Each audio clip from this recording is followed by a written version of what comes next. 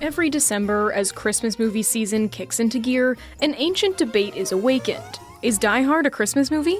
The internet fights, friendships are tested, and film fans everywhere unite in their confusion. But in all the fuss, one film quietly hides in the shadows. A film that might secretly be one of the most Christmas-coded movies of the last 25 years.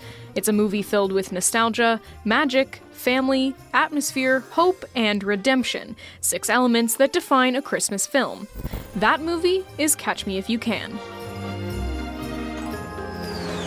Ma'am, open up. Just open up, please. It's important. What? Gosh. We don't open for half an Open the door, please. Just open the door. It's important. On the surface, Spielberg's 2002 cat and mouse crime drama doesn't look like it belongs on anyone's holiday watch list. There's no Santa Claus, no festive hijinks, no magical sleigh rides, unless you count Pan Am Airlines. But the very day it premiered was December 25th. A Christmas release with Christmas themes hiding in a non-Christmas genre. And once you start peeling back the layers, Catch Me If You Can begins to feel like the cinematic equivalent of an unexpected present under the tree.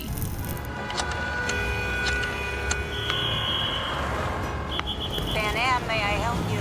Yeah, hello, I'm calling about a uniform. Hold for purchasing.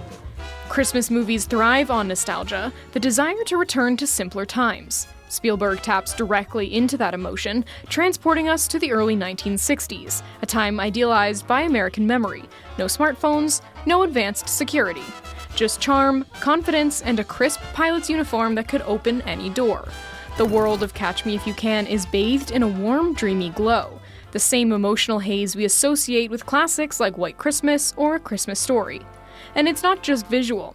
Spielberg packs the film with affectionate nods to the era, Pan Am glamour, analog banking, and a mid-century optimism that feels almost holiday-like in its innocence.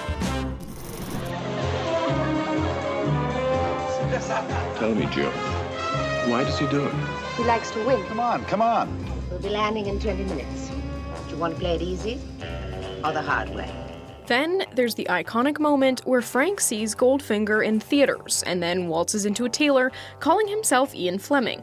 It's cheeky, charming, and fantastical, nostalgia blending with wish fulfillment. A small moment that feels, dare I say, in most Christmas films, magic comes from fairy dust or supernatural whimsy. But in Spielberg's hands, magic becomes something more grounded, something human. Frank Abagnale Jr. is a magician of identity. His spells are forged checks. His illusions are false uniforms. His wand is raw charisma.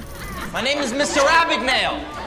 That's Abagnale, not Abagnale, not Abagnale, but Abagnale. From the moment he convinces an entire class he's their substitute teacher, Frank becomes a trickster figure with almost mythical charm.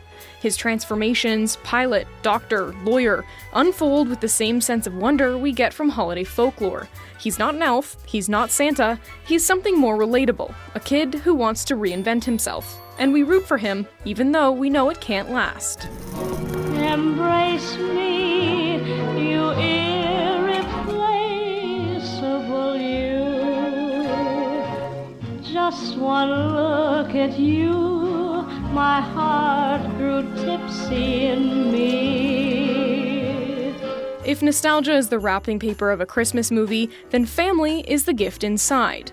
Spielberg has always understood this, and in Catch Me If You Can, family is not just a theme, it's the entire emotional engine. Early scenes show the Abagnales at their most idyllic. A father celebrated, a mother adored, and a son full of admiration. Christmas tree glowing softly in the background. But as the film unfolds, that warmth cracks. Tax troubles, tension, an affair, divorce, and in one shattering moment, a young Frank is forced to choose between his parents on Christmas. Instead, he runs. Every scam he pulls afterward, every forged check, every costume, is a child's attempt to piece his family back together. He believes that if he becomes successful enough, rich enough, impressive enough, maybe mom and dad will love each other again. That longing, that ache for the return of a perfect holiday memory, is one of the most deeply Christmas emotions imaginable.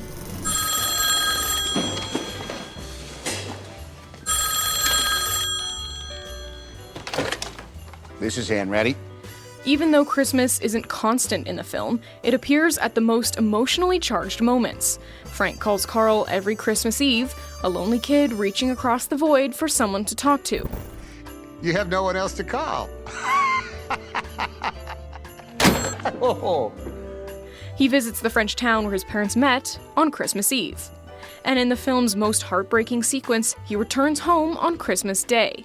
There, he sees his mother, the woman he's been chasing, literally and emotionally for years, with a new family, a new child, a new life. Warm lights glow on the tree inside, snow falls softly outside, and Nat King Cole's The Christmas Song plays. A song filled with warmth, playing over a moment of total emotional coldness. It's one of the most quietly devastating scenes Spielberg has ever filmed, and one of the most Christmas-coded moments in modern cinema. Carl, get me in the car, please. Get me in the car. Put him in. Christmas stories often center on hope, the hope for change, for forgiveness, for miracles. Frank's hope is simple and heartbreaking.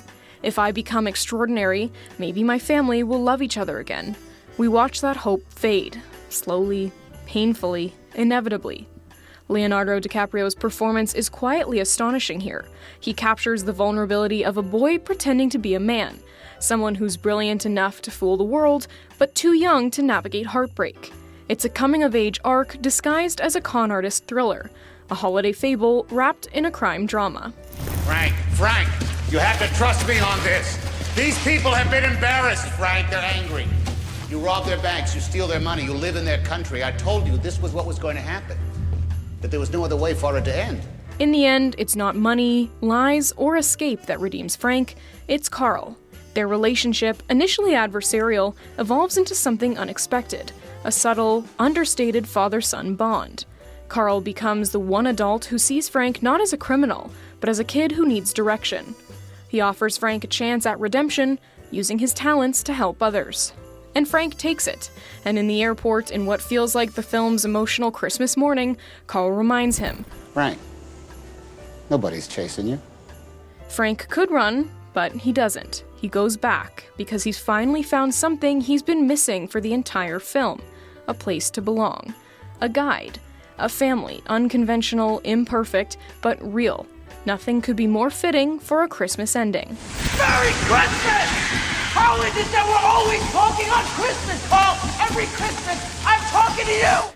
So, is Catch Me If You Can a Christmas movie? It has nostalgia, it has the magic, it has the family and the atmosphere, and it has the hope, but perhaps most powerfully, it has the redemption. Underneath the stylish con artistry, the globe-trotting adventure, and the cool 60s swagger, this is a holiday story at its core. A story about longing, loss, and the search for meaning. A story about broken families and unexpected ones. A story about finding your way home, even if home isn't where you expected. May not look like a Christmas movie, but it feels like one, and sometimes that's what matters most.